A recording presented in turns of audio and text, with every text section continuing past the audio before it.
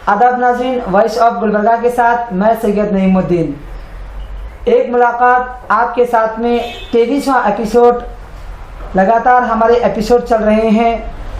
आज के हमारे ख़ास मेहमान आली जनाब अबरार रज़वी साहब, जो इंडियन यूनियन मुस्लिम लीग में 5 साल खिदमत अंजाम दिए, इसके बाद JDS में 14 साल खिदमत अंजाम दिए, फिर इनके बाद इंडियन मुस्लिम लीग में खिदमत अंजाम देने के बाद all India Muslim league secular में फिर खिदमत अंजाम दिए। अब वो एक नई पार्टी में जुड़े हुए हैं शहर गुलबर्गा के लिए।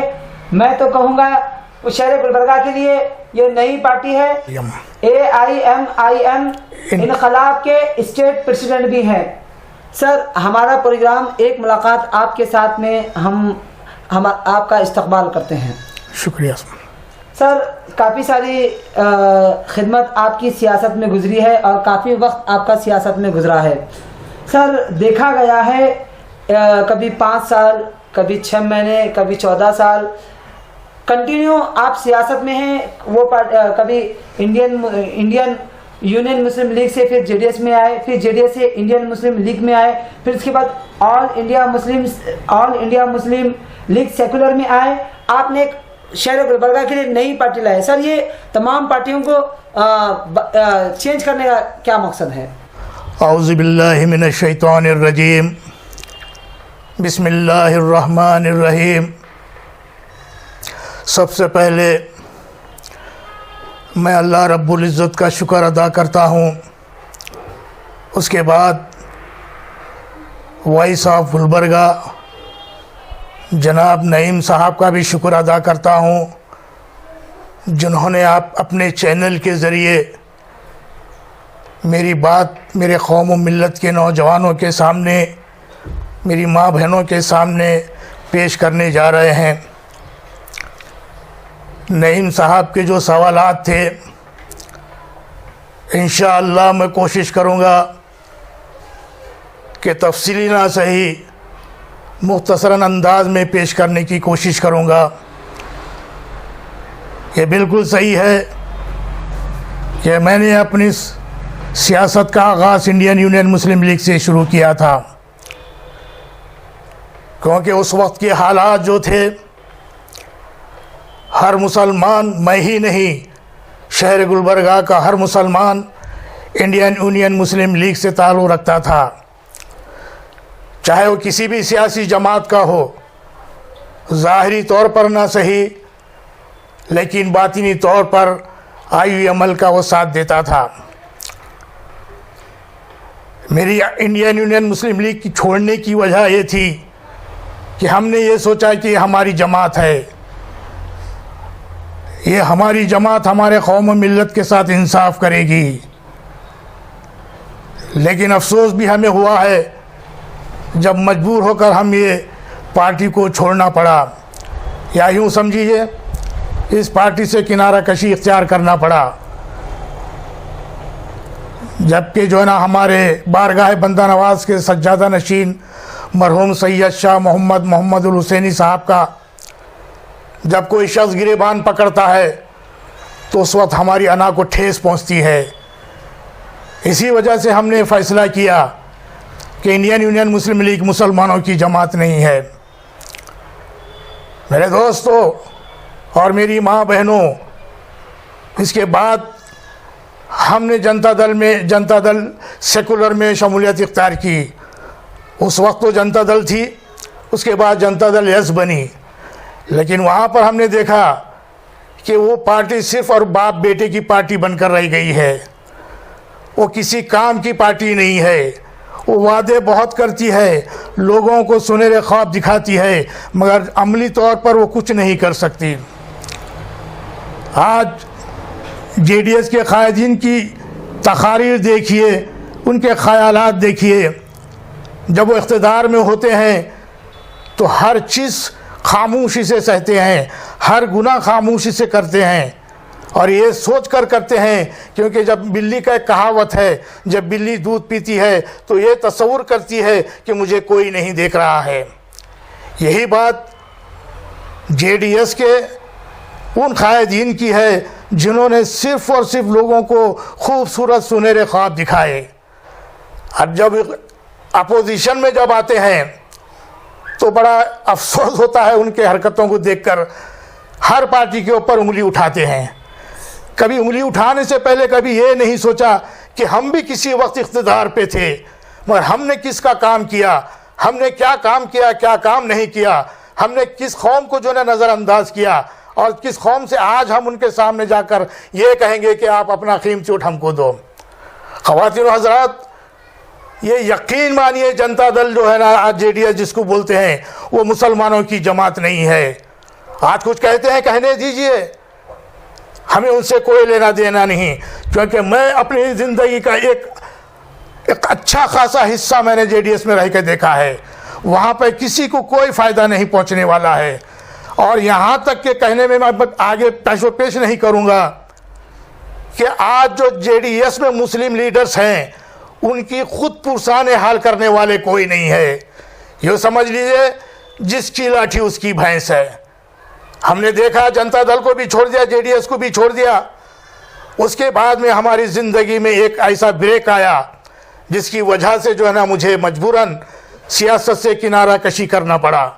इसके बाद मैं अपने ज़िंदगी के 23 साल सऊदी अरब में गुजारा, मगर ये नहीं कि मैंने ज़िंदगी के 23 साल सऊदी अरब में गुजारा। मैंने बराबर नज़रें रखी हुई थी गुलबर्गा की, और गुलबर्गा की क़यादत पर भी। जब मैंने 23 साल के बाद में जब हिंदुस्तान आया तो देखा, बड़ा अफसोस हुआ मुझे। अफसोस इस बात का कि ये जो हमारा जो हर दिल अजीज़ कायद था, अल्लाह ताला ने उसको बुला लिया। उसके बाद उसकी जगह देने वाले, उसकी जगह लेने वाले कई दावेदार पैदा हुए। और अल्लाह पाक की कसम, आज जितने भी वो दावा करने वाले हैं, हम कौम व मिल्लत के कायद हैं, हम वो कौम व मिल्लत की क़यादत करने हैं, लेकिन मेरे दोस्तों, उन कायदीन में एक राई के दाने के बराबर भी सलाहियत नहीं है।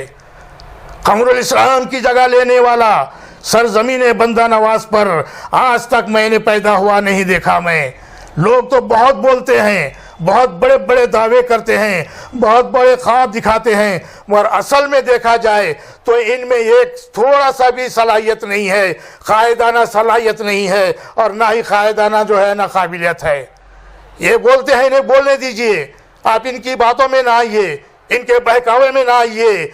कमरुल इस्लाम की जगह अगर कोई लेने वाला है, वो सिर्फ एक शख्स है, मगर इस वक्त वो शख्स का नाम मैं लेना मुनासिब नहीं समझता। जब वक्त आएगा और डंके की चोट पे उस शख्स का नाम मैं बताऊंगा, और आप भी, मेरी कौम और मिल्लत भी ये कहेगी कि अबरार रज़वी ने जिसका नाम लिया है वो बिल्कुल सही नाम है, और दरअसल दर हकीकत वही सरजमीन बंदा नवाज का कायद बन सकता है। ख़वातीन हज़रात और मेरे नौजवान साथियों, इसके बाद जब मैं हिंदुस्तान आकर देखा हालात, तो हर शख्स अपने आप को कायद तस्वुर कर रहा है। छोटे से छोटे भी जुलूस निकालता है, फूल के हार पहनता है, फोटोग्राफियां करता है, व्हाट्सएप पे भेजता है, और आपके जो है ना फेसबुक पे डालता है। ये रियाकारी कब तक चलेंगी?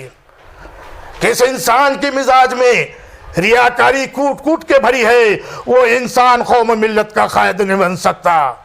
ये जहन में रख लो, कायद बनना है तो सादगी को अपनाओ।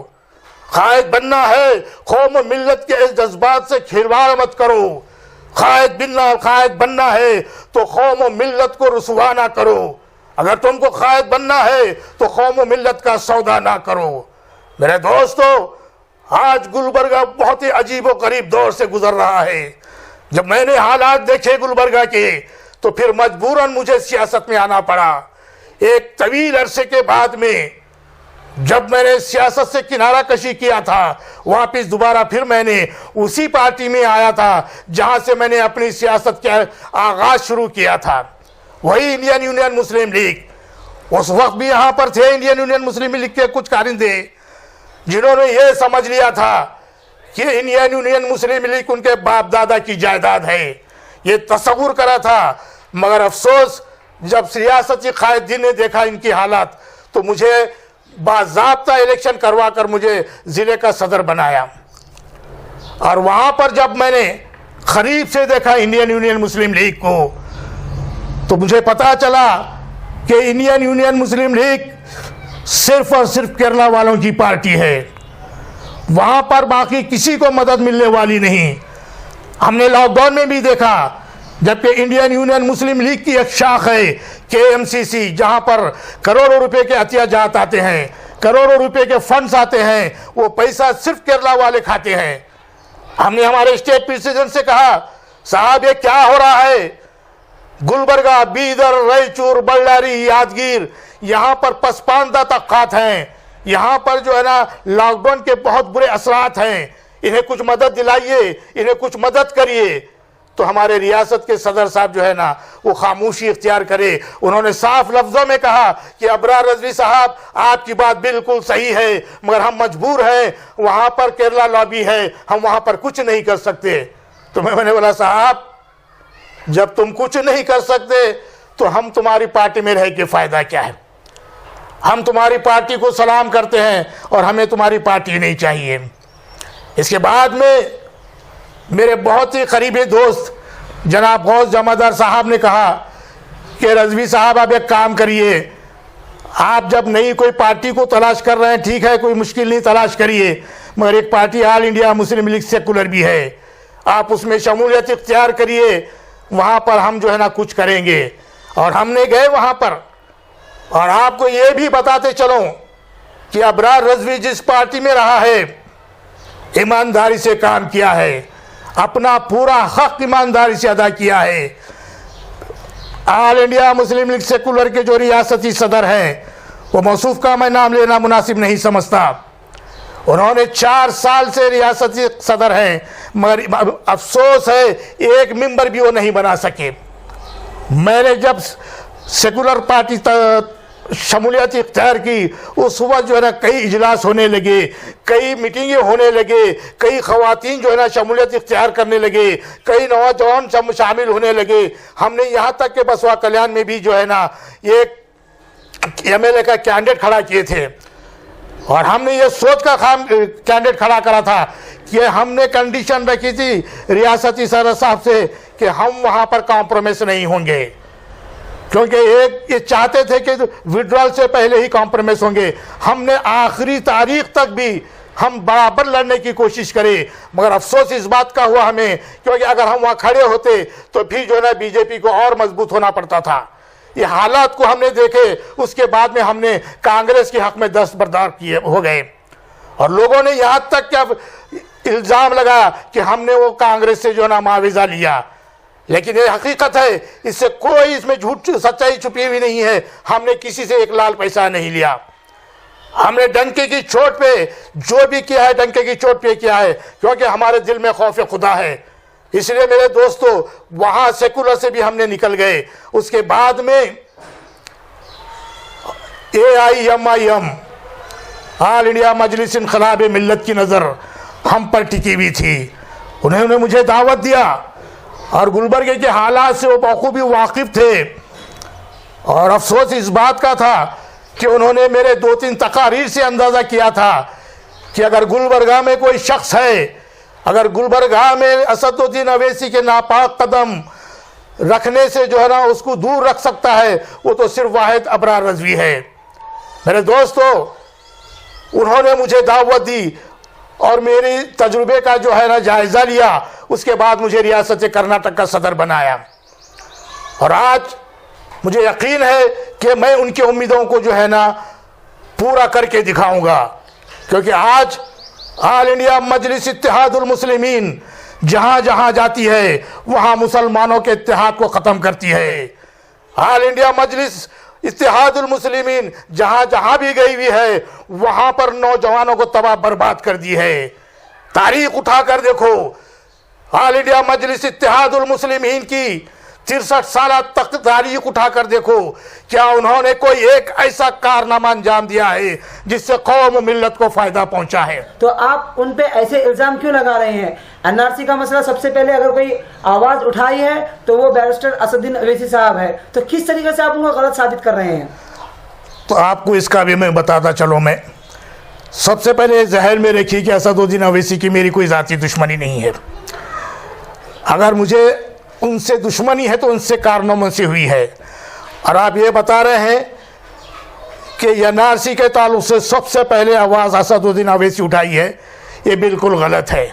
ये केरला के मुस्लिम लीग के जो है ना एमपी भी उठाए, सबसे पहले केरला के एमपी उठाए हैं, और उसके बाद में केस भी सबसे पहले केरला के एमपी साहब भी फाइल दाखिल करे हैं।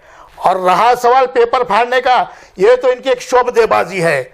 यानी एक कहावत मशहूर है, तू मारे वैसा कर मैं रोए वैसा करता हूँ। ये जब मिली भगत है ये बीजेपी की और असद अवैसी की।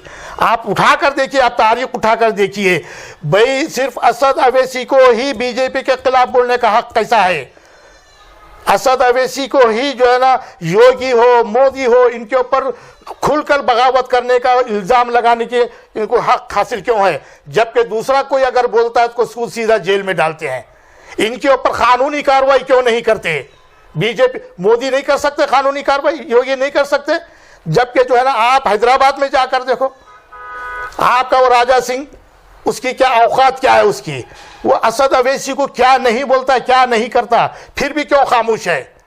अफसोस इस बात का होता है जब असद अवैसी इतने ताकतवर कायद है, इतने सलाहियतें रखते हैं, पूरा हैदराबाद उनके हाथ में है, तो ये राजा सिंह की जहरीली जो है ना उसकी जो बातें कितनी भयानक होती है। तो ये ज़रूरी नहीं है कि असद अवैसी साहब जो है ना बिल फाड़ कर कोई तीर मारा है वहाँ। ये यहाँ पर उनकी एक चाल है, और इनकी हर चाल को जो है ना बीजेपी नज़रअंदाज करती है। ये हकीकत है, आप उठा कर देखिए, तारीख उनकी उठा कर देखिए। सर, जिस तरीके से आपने कहा कि बसव कल्याण में आपने एमएलए कैंडिडेट को उतारा था, वहाँ पर कांग्रेस से आपने कॉम्प्रोमाइज़ किया था, तो यहाँ शहर गुलबर्गा में भी आप नई पार्टी लाने की क्या ज़रूरत थी, क्या वजह थी? यहाँ पर भी कॉम्प्रोमाइज़ होकर काम हो सकता था। अब हमने यहाँ पर जब जायज़ा लिया शहर गुलबर्गा का, यहाँ पर कांग्रेस है, जेडीएस है, 2 ऐसी पार्टियाँ हैं और तीसरी तो बीजेपी है। ये 3 ऐसी पार्टियाँ हैं जहाँ पर जो है ना अपनी अपनी कोशिश में लगे हुए हैं, अपनी अपनी दाल पे रोटी खींचने वाले पे लगे हुए हैं। अब यहाँ पर जब सबसे पहले ये सोचना है कि 46 साल से गुलबर्गे में मुसलमानों का इत्तेहाद है, 46 साल से, और ये इत्तेहाद का पौधा मरहूम कमरुल इस्लाम ने लगाया। तो आज क्या मुसीबत आन पड़ी कि असद अवैसी को जो ना गुलबर्गा का रुख करना पड़ा। यहाँ तो पहले से हमारा इत्तेहाद है, तुम यहाँ क्यों आए? मजलिस इत्तेहादुल मुस्लिमीन से मैं ये सवाल करता हूँ कि साहब तुम क्यों गुलबर्गा की सरजमीन पर आए? सर, यहाँ इत्तेहाद की बात, वो तो एमएलए इलेक्शन में मालूम पड़ जाएगा कि जनता जिसका साथ देगी वो तो इत्तेहाद, ये तो पब्लिक के हाथ में है। अगर इत्तेहाद अगर चाहेगी, जिसको अगर वो चाहेगी तो समझ में आएगा। इत्तेहाद तो जब समझ में आएगा ही आएगा, मगर अभी जो हालात जो तैयार कर रहे हैं, अभी जो 4-4 दिन बैठकर जो है ना गुलबर्गे में असद अवैसी अपने आप को इतने बड़े लीडर तस्वुर करते हैं, वो उन्हें तस्वुर करते हैं, हमारी नज़र में वो बड़े लीडर नहीं है। तो वो जब 4 दिन रहकर 1 सीट नहीं ला सकते तुम कारपोरेशन में, तो थू है तुम्हारी सियासत पर, क्या फ़ायदा? 4 दिन रहकर एक ऐसा बड़ा लीडर, एक कदावर लीडर जो एक मामूली कारपोरेशन की सीट नहीं ला सकता, तो कितनी बड़ी बात है। और क्या अब जब इन्हें ये कारपोरेशन सीट नहीं ला सकते तो इन्हें क्या एमएलए की सीट ला सकते हैं? और आप ये भी बोल रहे हो हमारे नईम साहब, ये एमएलए में सीट लाने के लिए नहीं ठहरा कर रहे, ये मुसलमानों के वोटों को तकसीम करना चाहते हैं।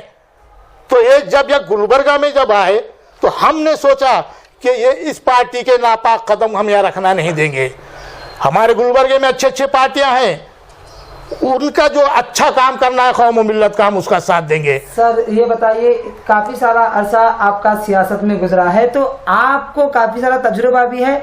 आपने शहर गुलबर्गा के लिए, एरिया के लिए क्या क्या डेवलपमेंट किया?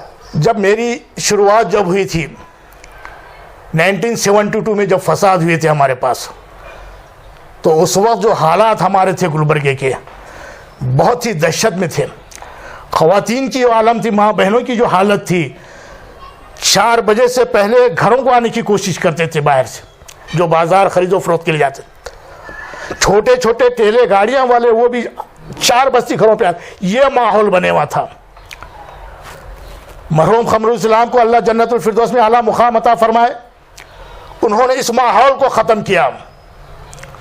उसके बाद में एक माहौल जो था वो बराबर था, वो यानी हर होली के त्यौहार में हिंदू मुस्लिम फसाद होते थे। उसके बाद 1978 में जब कमरुल इस्लाम साहब MLA बने, उसके बाद में भी 2 साल कंटिन्यू जो है ना फसादात हुए। और वो फसादात कहाँ से होते थे? सिर्फ रोज़े से। हमने बैठा, हमने देखे, पुलिस वाले भी सब बैठे थे, तो एक हिंदू मुस्लिम एकता कमेटी बनाई गई और अल्हम्दुलिल्लाह सबके इत्तेफाक राय से हिंदू मुस्लिम एकता कमेटी का मुझे प्रेसिडेंट बनाया गया। मेरे आज भी मेरे पास वो कटिंग है मेरे पास। हम जैसी बनते हैं, हमने क्या किया, सबसे पहले होली त्यौहार की जो रोज़े से गाड़ी निकलती थी, हम कुछ मुसलमान हमारे साथियाँ मिलकर हमने लिखी लिए और पूरी बंडी के साथ जाते थे, वापस लाकर छोड़ते थे, कहीं कोई फसाद नहीं हुआ। उसके बाद में हमारा सबसे बड़ा कारनामा तो ये था कि हमने उस फसाद को ब्रेक लगा दिया, वहाँ से आज तक कोई फसाद नहीं हुआ था। तो ये हमारा सबसे बड़ा कारनामा है। दूसरा कारनामा, हमने उर्दू बचाओ तहरीक का जो है ना एक तहरीक शुरू की थी, उसका भी मुझे जो ना डिवीज़न का सदर बनाया गया था और वहाँ पर भी हमने बहुत से स्कूलों में देते गए, हर जगह हमने दिए। हमारे साथ में रहमत साहब भी थे, एक्स मेयर भी थे।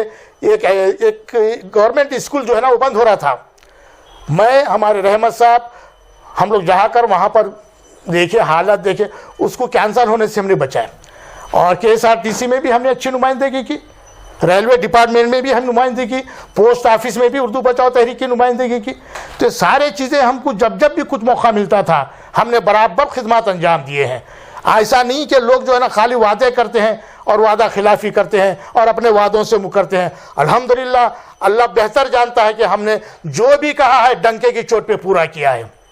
सर, कहीं ना कहीं आप जो नई पार्टी लाए हैं, लोग तो ये कह रहे हैं अगर इत्तेहाद की बात करेंगे तो सब मिलकर अगर काम करेंगे तो ये यकीनन इत्तेहाद होगा। अब नई पार्टी लाने से, आपकी नई पार्टी से क्या लोग जुड़ेंगे, क्या जुड़कर मिलकर काम भी करेंगे? लोग नहीं कह रहे हैं, ये जो भी कह रहे हैं मजलिस इत्तेहादुल मुस्लिमीन के चंद अफराद कह रहे हैं। और यहाँ की गुलबर्गा की अवाम तो चाहती है, हमारे मुसलमान चाहते हैं, नौजवान तबका चाहता है कि ये लोगों को, उनको मालूम है कि ये जज्बाती क़यादत चलने वाली गुलबर्गे में नहीं, क्योंकि हम जज्बात में बहेंगे तो सामने वाला खामोशी से, संजीदगी से अपना कदम बढ़ाएगा और बाजी मार कर लेकर जाएगा। तो यहाँ पर हम लोग को एक फ़ैसला करना है, हम हर हाल में इंडियन यूनियन, ये ऑल इंडिया मजलिस इत्तेहादुल मुस्लिमीन को यहाँ पर रखने नहीं देना है पैर, उसको टोटली उसका वॉकआउट करना है, हम जिसको भी बनाना है। और हमारी जो पार्टी हम यहाँ पर जो कायम करने की वजह क्या है, हम यहाँ पर गुलबर्गा शहर के इत्तेहाद को ख़त्म करने नहीं देना है, यहाँ का इत्तेहाद हम बरकरार रखना चाहते हैं। और अगर हम इसको अगर रोक नहीं करेंगे या रोकेंगे नहीं तो यकीन मानो असद अवैसी साहब ऑल इंडिया मजलिस इत्तेहादुल मुस्लिमीन अपने मकसद में कामयाब होने वाली है। सर, जिस तरीके से आप MLA इलेक्शन से पहले काफ़ी सारी आपने मेहनत भी की है, MLA कैंडिडेट को भी उतारा था, अगर इत्तेफाक अगर ये हो जाए कि आप नई पार्टी जो लाए हैं, नई पार्टी लाने के बाद एंड इलेक्शन के करीब फिर आपको अगर कोई पार्टी से अगर ऑफर आया या कॉम्प्रोमाइज़ की बात हो गई, इत्तेहाद की बात पे कह रहा हूँ कि तमाम एक प्लेटफॉर्म पे होना है, और शहर गुलबर्गा के इत्तेहाद की बात, जहाँ इत्तेहाद की बात है, क्या आप कॉम्प्रोमाइज़ भी करेंगे? हम किसी पार्टी के बुलाने से हम कॉम्प्रोमाइज़ नहीं करेंगे, हम किसी पार्टी के बोलने से उनका साथ नहीं देंगे। कौम मिल्लत क्या चाहती है हम वो देखेंगे। कौम मिल्लत ये चाहती है कि रज़वी साहब आप अपनी पार्टी को लेकर इसको सपोर्ट करो, अगर आज इसको आप सपोर्ट नहीं करेंगे ये हारने वाली है और बीजेपी इख्तिदार पे आने वाली है। हम कौम मिल्लत की बात करेंगे हम, और ये जितने भी पार्टियां की अगर लीडर्स अगर हमको बुलाएंगे, कॉम्प्रोमाइज़ करने की बात करेंगे या इत्तेहाद की बात करेंगे, हम उनकी कोई बात सुनने वाले नहीं। हमारी नज़र में, ऑल इंडिया मजलिस इनक़िलाब मिल्लत की नज़र में सिर्फ़ और सिर्फ कौम मिल्लत की अहमियत है, बाकी किसी सियासी लीडर की अहमियत नहीं है। जितने पार्टियों को आपने इल्ज़ाम लगाया है, अगर वही पार्टी वाले बुलाए और जनता ने ये कहा कि वही पार्टियों से आप कॉम्प्रोमाइज़ करें, इस सिचुएशन में आप क्या फैसला लेंगे? हम सिर्फ वो फैसला कौम मिल्लत के हक़ में रखे हैं, कौम मिल्लत जो फैसला करेगी वो बेहतर फैसला रहेगा। हमारे फैसले की कोई औकात नहीं है, हमारी फैसले की कोई अहमियत नहीं है। हमारी नज़र में आल इंडिया मजलिस इनकलाब मिल्लत की नज़र में कौम मिल्लत के फैसले की अहमियत है और उनका फैसला हम अपने सर आँखों पर रखेंगे। सर, अगर आपकी अभी शहर गुलबर्गा वालों को अभी ये नई पार्टी है और काफ़ी सारी मेहनतें भी करना पड़ता है, अभी पार्टी उर्स पे आने के लिए मैं समझता हूँ वक्त भी लगेगा, तो आपसे कांटेक्ट करने के लिए, राब्ता करने के लिए किस तरीके से राब्ता करें, किस तरीके से कांटेक्ट करें, और आपके ऑफिस में जिस तरीके से अगर आपने ऑफिस भी डाली है तो क्या क्या मसाइल आपके थ्रू हल भी हो सकते हैं? हमारे मसाइल हल हो या ना हो, हमने जो बेड़ा लेके निकला है वो इंशाअल्लाह अज़ीज़ अल्लाह ताला हमारे साथ में है। क्योंकि जब जिस इंसान की हिम्मत रहती है, जिस इंसान में हिम्मत होती है और नेक नियति होती है, अल्लाह ताला उसका साथ देता है। और हमने जो नई पार्टी लेके जो निकले हैं, हम अल्लाह के भरोसे पे लेके निकले हैं और अल्लाह ताला से हमने ये अहद दिया था, हमने अल्लाह ताला से हमने बोला था दिल से कि भाई हम जो पार्टी के मुकाबला करने जा रहे हैं वो गुलबर्गे में मुसलमानों का बेड़ा कर करना चाहती है, हम उस पार्टी को हम दूर रखना चाहते हैं। और रही बात हमारी पार्टी में इंशाल्लाह आएंगे बहुत सारे लोग जुड़ेंगे। आल इंडिया मजलिस इनकलाब मिल्लत में ये एक भी इंसान नहीं था, 40 साल इंतज़ार करे हैं और अल्हम्दुलिल्लाह अल्हम्दुलिल्लाह अल्हम्दुलिल्लाह मौलाना कादरी साहब, तारिक कादरी साहब हो, मौलाना शुतारी साहब हो, खुद्दूस गौरी साहब हो, समीउल्लाह साहब हो, अब्बास कवी साहब हो, ये लोगों ने जो मेहनत किए हैं मजलिस इनकलाब मिल्लत के लिए, 3 साल में आज इंडिया की तकरीबन स्टेट में पार्टी है। और हम देखना, आप देखिए, आप भी देखिए इंशाअल्लाह आने वाले दिनों में किस तरह से जो है ना मजलिस इनकलाब मिल्लत का बोलबाला रहेगा। सर, कहीं ना कहीं आप कई साल, कभी 5 साल, कभी 6 महीने और कई 1 साल आपने पार्टी में खिदमत अंजाम दिए हैं। अब क्या भरोसा है कि जब पार्टी उड़कर नहीं होती है तो हो सकता है कि आपको इस्तेमाल भी करे, फिर जिस तरीके से आपने और पार्टियों को छोड़ा है, फिर आने वाले वक्त में भी आप क्या इस पार्टी को छोड़ेंगे? जहाँ तक छोड़ने की बात है,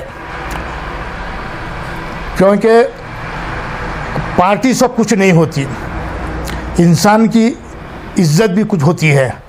ठीक है, मानते हैं अगर हमारी पार्टी आल इंडिया मजलिस इनकलाब मिल्लत कौम मिल्लत के साथ नाइंसाफ़ी करती है तो फिर हम उस पार्टी में रहने का सवाल ही नहीं पैदा होता। और हम जहाँ तक हम चाहते हैं कोई भी पार्टी हो कौम मिल्लत की खिदमत करो, उनके मसाइल हल करो। वो आज इतनी बुरी हालत है हमारी कौम की, सुबह उठते हैं तो ढेर सारे नए नए मुश्किलें सामने आते हैं। वो ये सोचता है कि मैं क्या इन मुसीबतों को हल करूं या मैं रोटी रोज़ी के लिए बाहर जाऊं। ये बहुत बड़ा मसला है ये। तो हम चाहते हैं कि पार्टी, कोई भी पार्टी हो, कौम मिल्लत का भरपूर काम करे। और ख़ास तौर पर आल इंडिया मजलिस इनकलाब मिल्लत जो बनी है, इसी वजह से बनी है। और हमें बार इंस्ट्रक्शन मिलते हैं कि कौम मिल्लत के मसालों पर तवज्जो दो, कौम मिल्लत के मसाइलों को हल करने की कोशिश करो। ये वक्त का तकाजा है, वरना जो है ना हमारी कौम बिखर जाएगी। यही हमारा जो है ना बड़ा एजेंडा जो हमारा है आल इंडिया मजलिस इनकलाब मिल्लत का, यही है। सर, डेवलपमेंट के बारे में क्या कहते हैं आप? शहर गुलबर्गा के लिए डेवलपमेंट बहुत ज़रूरी है, जैसे डेवलपमेंट के बारे में आप क्या कहेंगे? गुलबर्गा का डेवलपमेंट अभी इस वक्त जो है वो सिफर के बराबर है, क्योंकि मरहूम क़मरुल इस्लाम की वफ़ात के बाद से 1 लाल पैसे का भी डेवलपमेंट नहीं हुआ है गुलबर्गा। रोडों की हालत देखिए कितने बुरे हैं, और यहाँ तक के जो है ना छोटे मोटे जो मज़दूर तबका है उनकी हालत देखिए कैसी है। इतना माहौल गंदा हुआ है। ये गवर्नमेंट से डेवलपमेंट के लिए जो करोड़ों रुपए मिल रहे हैं वो कहाँ जा रहे हैं, वो कौन खा रहा है, कौन इस्तेमाल कर रहा है, किसी को कुछ पता नहीं। और अफसोस इस बात का होता है ये गुलबर्गा सरजमीन बंदा नवाज की किस्मत ख़राब हुई है जो यहाँ पर ऐसे ऐसे एमएलए मिले हैं हमको। एमएलए रह के भी एमएलए नहीं होने के बराबर है। भाई एक सवाल ये पैदा होता है, जब कौम मिल्लत ने तुमको एमएलए बना के भेजा तो उसके हक़ में कुछ ना कुछ तो काम करो। और जब तुम में वो सलाहियत ही नहीं है तो तुम्हें वो एमएलए बनकर रहने का हक भी नहीं है। तुम हट जाओ, तुम हटकर जो है ना तुम अपने घर में सुकून से रहो, क्योंकि जो करने वाले हैं उनको तो करने दो। अभी आप देख रहे हैं हालत, लॉकडाउन में क्या मुसीबतें, क्या परेशानी हुई, कितने लोग भूखे भूखे मरे हैं। और उसके अंदर एक चीज़ है नईम साहब, सबसे जो गरीब था वो मज़े में था लॉकडाउन में, और जो सबसे अमीर था वो भी मज़े में था। जो बीच का जो तबका है, जो मीडियम क्लास जो थे, वो भूखे मरे हैं वो लोग। और इस वास्ते भूखे इस वास्ते मरे हैं जो आज हमारे गुलबर्गे में अपने आप को इतने खूबसूरत, अपने आप को कायद बोलते हैं। वो लोग एक थैली देते थे और उनकी एक फ़ोटो खींचते थे, फेसबुक में डालते थे। लोगों ने यहाँ तक के कहा है कि साहब फ़ोटो मत लो, भले से तुम हमको अनाज मत दो। ये है कायद ऐसे हमारे। एक तरफ तो एमएलए ये है और छोटे मोटे जो अपने आप को कायद बोलते हैं उनका ये है। अब ईद मिलादुन्नबी का लो भाई, ईद मिलादुन्नबी का तुमको क्या हक बनता है कि परमिशन पूछने का? ये हमारा मजहबी फंक्शन है। ये जो अभी मल्लिकार्जुन खड़गे साहब जो आए 2 साल के बाद में, कितनी पब्लिक थी, कितना था, उनके परमिशन हुआ नहीं हुआ? सिर्फ हमारे परमिशन के वास्ते, दशहरे के लिए परमिशन नहीं है सिर्फ हमारे वास्ते। और हमारे लिए खाद लीडर क्या करे, फोटोआँ लो फेसबुक पे 20-20, 25 फोटोआँ, व्हाट्सएप पे 20-20, 25 फोटोआँ, और अपने आप को कायद बोलते हैं। ये क्या है? ये मस्खरा बना के रखे हैं, इनमें कुछ भी सलाहियत नहीं है। आज ऐसे कायद की ज़रूरत है गुलबर्गे में, जो मुसलमान का बढ़ चढ़ कर जो है ना मुकाबला करने वाला, साथ देने वाला कायद हो। तो सर आने वाले फिर एमएलए इलेक्शन में, जो एमएलए इलेक्शन होगा, क्या किस तरीके से आप अपनी नई पार्टी से क्या एमएलए उतारेंगे या कोई पार्टी से मिलकर काम करेंगे? अल्हम्दुलिल्लाह हम जो है ना बराबर पार्टी उतारेंगे हम। और कर्नाटक में हम टोटल जो है ना 45 से 46 का जो है ना हम बना के लिस्ट तैयार करे हैं, और हमारी बातचीत भी हुई है। तो हम जो है ना इतने कैंडिडेट हम खड़ा करेंगे। सर ये नई पार्टी जब से आप लाए हैं, गालिबन 3 महीने शायद इसको हो गए हैं, अब तक कितने लोग इससे जुड़े हुए हैं? अब हमारे पास जो है ना कम से कम नहीं बोल के बोले तो भी 1800 लोग हमारे पास हैं, और 600 से करीब जो है ना लेडीज़ हमारे पास जुड़े हुए हैं। और अभी हम इस वास्ते नहीं, क्योंकि हमारी पार्टी अभी रजिस्ट्रेशन स्टेट में नहीं हुई थी, अभी स्टेट रजिस्ट्रेशन करने के लिए अभी हम दिए हैं। और इंशाल्लाह अगर ये हमारी बदनसीबी है कि हम जो है ना कॉर्पोरेशन इलेक्शन से पहले अगर हमको रजिस्ट्रेशन करते थे तो हम जो है ना कैंडिडेट खड़ा करते थे, तो ये हमारी बदनसीबी बोलेंगे हम। तो हम जो है ना चाहते हैं कि हम जो है ना इलेक्शन में अपने कैंडिडेट को खड़ा करेंगे और नेक नियति के साथ में जो है ना उनसे इंतखाब कराएंगे, और साफ व शफाफ इंतखाब के लिए कोशिश करेंगे। हमारी पार्टी को अगर एक वोट भी अगर मिलता है, ये हमारा बुनियादी हक है, हम बराबर हम कैंडिडेट खड़ा करेंगे। और रहा सवाल, फिर एक बार अगर बोल रहा हूँ, हमारे कैंडिडेट के खड़े रहने से अगर कोई फ़िरका परस्त जमात आती है तो उसके लिए अगर कौम व मिल्लत बोलती है तो हम कौम व मिल्लत के फ़ैसले का खैर मकदम करेंगे हम। बहुत अच्छी बात आपने कही है। जहाँ कौम व मिल्लत की बात आई है तो आपने कहा कि कौम के खातिर ये चीज़ करेंगे, बहुत अच्छी बात। हम तो चाहेंगे तमाम लीडर्स जो जहाँ कौम की बात अगर करते हैं तो इत्तेहाद की बात जब होती है तो इत्तेहाद ही करना चाहिए। सर अगर कोई आपसे अगर कोई राब्ता करना चाहे, जिस तरीके से कांटेक्ट करना चाहे या मिलना चाहे, अपने मसाइल बताना चाहे, तो कहाँ कांटेक्ट करे, कहाँ मिले? ख्वाजा कॉलोनी में मेरी ऑफिस है, अमीनाबाई हॉस्पिटल है, अमीनाबाई हॉस्पिटल के आगे एक गवर्नमेंट स्कूल है, वहाँ पर आकर ऑल इंडिया मजलिस इनकलाबी मिल्लत की ऑफिस अगर कोई भी पूछे वहाँ रहती है, और 24 घंटे खुली रहती है। और आप आइए, अपने मसाइल लिखाइए, और मसाइल लिखाने के बाद में आप देखिए आपके मसाइल हल हो रहे हैं या नहीं हो रहे हैं। अगर मसाइल हल हो रहे हैं तो लोगों में तबलीग करिए, लोगों को बताइए कि यहाँ पर एक ऐसी ऑफिस है, एक ऐसी पार्टी है जो हमारी सहूलत के लिए, हमारी खिदमत के लिए कायम की गई है। सर आखिरी में वॉइस ऑफ गुलबर्गा के नाज़रीन को आपकी पार्टी से क्या SMS देना चाहेंगे जिससे लोग जुड़ सकें? तो मैं वॉइस ऑफ गुलबर्गा के चैनल से मैं यही मैसेज दूंगा मैं, और ख़ास तौर पे मेरे नौजवान साथियों से, क्योंकि कौम की जो है ना क़यादत नौजवानों के सरों पर आती है। आज जो हमारे जो वो नौजवान जो पढ़ा लिखा तबका है, जो काबिलियत रखता है, वो जो घरों में महदूद बैठे हुए हैं, और वो इसलिए बैठे हुए हैं घरों में क्योंकि आज जो क़यादत की जो लीडरशिप के जो डंके बजा रहे हैं वो लोग आगे आने नहीं दे रहे हैं उनको। हम चाहते हैं कि वैसे लोग आगे बढ़े, मजलिस इनकलाब मिल्लत में शमूलियत इख्तियार करें, और मजलिस इनकलाब मिल्लत एक बेहतरीन लीडरशिप को क़ायम करेगी, एक बेहतरीन क़यादत को क़ायम करेगी, और ख़वातीन और हज़रात के जो बेइंतहा मसाइल हैं वो भी मजलिस इनकलाब मिल्लत जो है ना उसको हल करेगी।